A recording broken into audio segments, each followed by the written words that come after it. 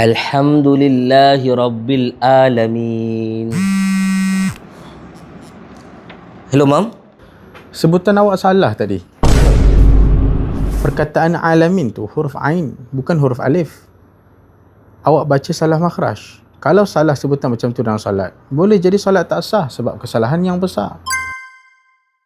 Cuba awak tengok sebelah kanan awak.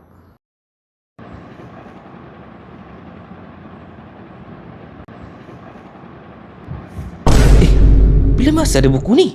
Cuba baca buku tu. InsyaAllah boleh memantapkan lagi makhraj dan bacaan awak.